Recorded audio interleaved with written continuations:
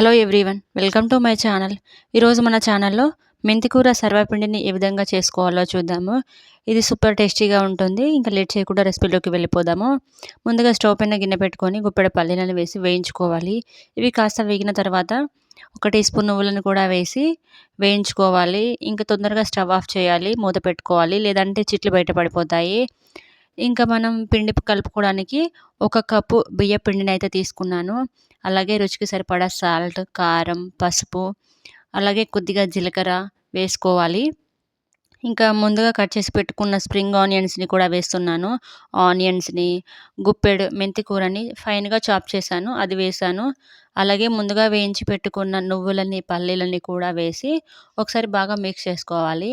తర్వాత ఒక 5 మినిట్స్ ముందు 1 టీ స్పూన్ శనగపప్పుని నానబెట్టాను, అది కూడా వేసేసి ఒకసారి మిక్స్ చేసుకొని కొద్దిగా వాటర్ వేసుకుంటూ డోనైతే ప్రిపేర్ చేసుకోవాలి. ఒకేసారి వాటర్ వేసి కలపమంటే కొంచెం పిండి మెత్తగా అయిపోతుంది. సో కొద్దిగా వాటర్ వేస్తూ బాగా నీడ్ చేస్తూ పిండినైతే కలుపుకోవాలి. ఆకు వేసాం కదా, ఆకంతా బాగా అందులో మిక్స్ అయ్యి ఆ ఫ్లేవర్ అంతా పిండిలోకి వచ్చేలాగా డోనైతే ప్రిపేర్ చేసుకొని మూత పెట్టుకొని పక్కన ఒక 5 మినిట్స్ రెస్ట్ ఇవ్వాలి.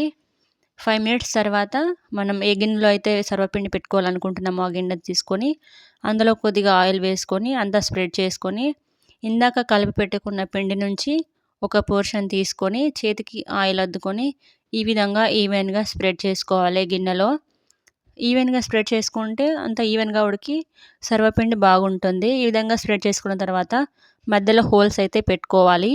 ఈ విధంగా హోల్స్ పెట్టుకోవడం వల్ల అంతా పిండి ఈవెన్గా ఉడికి టేస్ట్ బాగుంటుంది.